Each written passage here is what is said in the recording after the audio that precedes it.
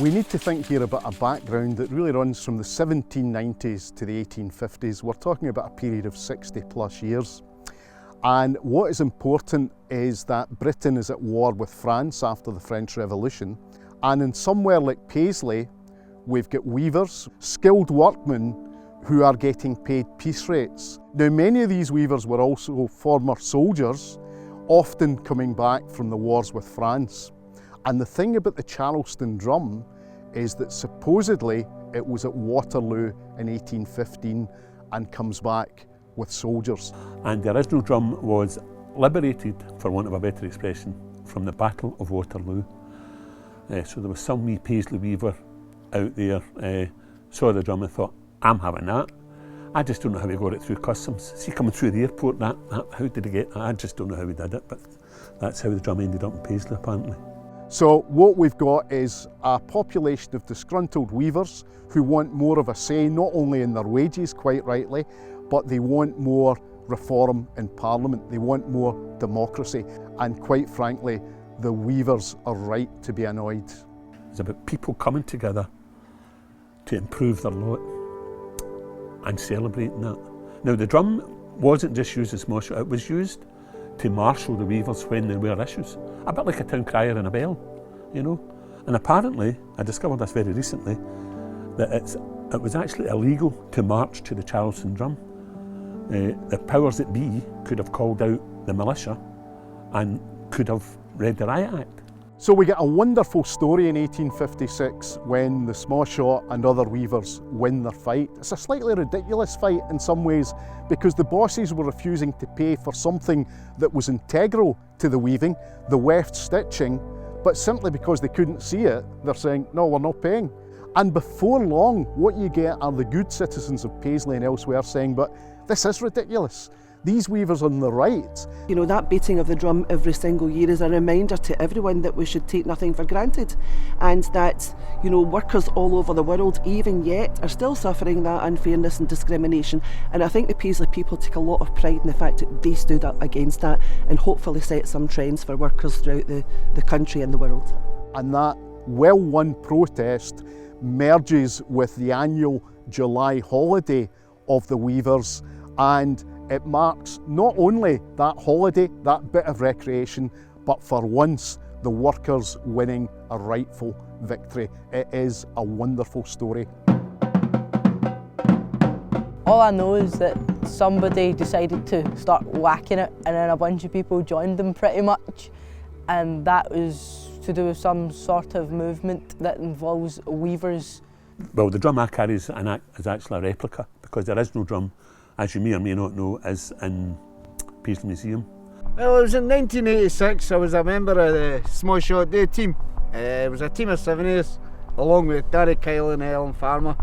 And my duties was to be the artist for the replica of the Charleston Drum.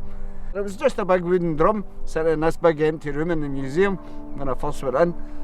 So I was like, oh, this is quite a task to complete.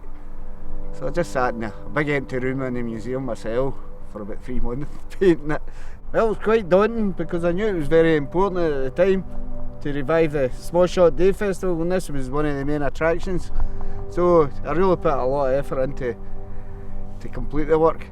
I had my own experience of that revived celebration in 1986. Our dad was involved in organising some of that event, and he was a regular in the Wee Barrel pub at the time, and I remember him roping me into making little hats, sitting with a needle and thread, sewing elastic into cotton for the young girls to wear on their heads for the parade. And that feeling of excitement and that something really, really special was going on was almost tangible. Whenever I hear the Charleston Drum, it's really inspiring. It takes you back to when the weavers were rebelling.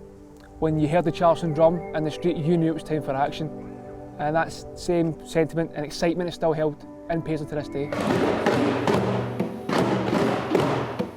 The drum is just so famous in Renfrewshire. Everybody knows it, you know. For years that I've been watching the parade, it's the same chap that's always in charge of it.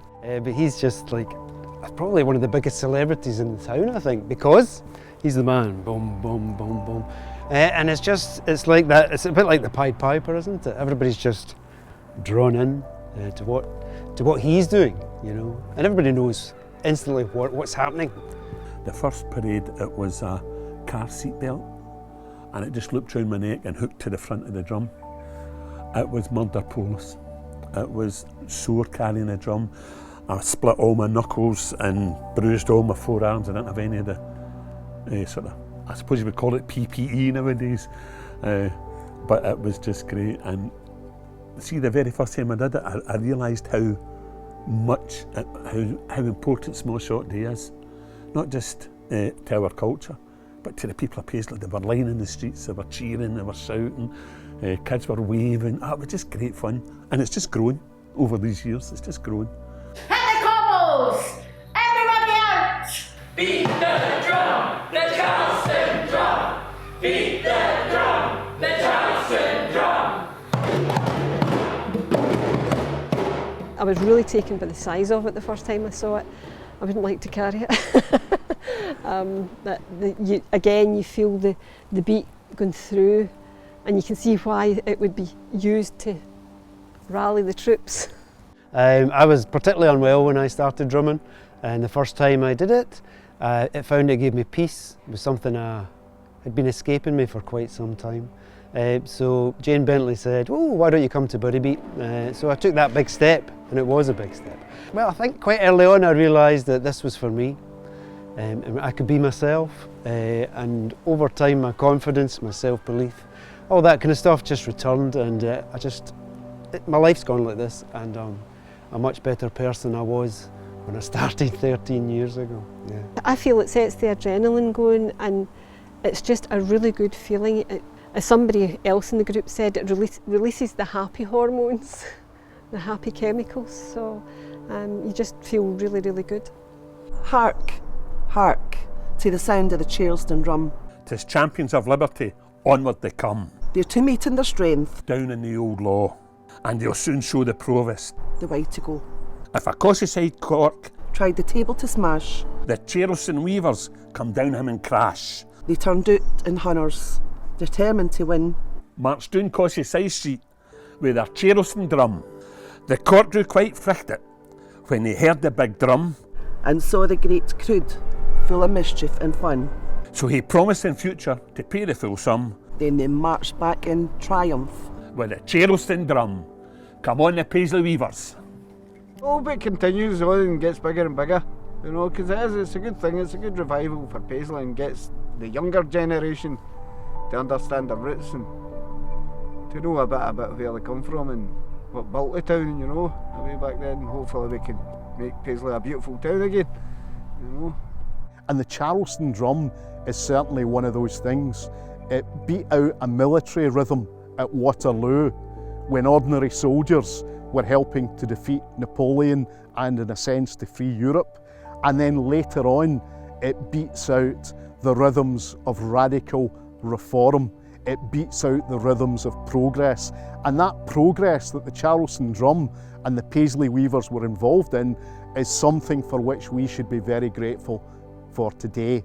The world might not be a perfect place, but the fact that we have the vote, the fact that in spite of there being still poverty, shamefully in Scotland, most people more or less have enough to eat. Things are much better than they are in other places in the world, and that's precisely because of the Charleston Drum, the Paisley weavers and folk like that. I'm unsure how to describe it, just chilled out, and it's enjoyable. I like doing it, it's fun.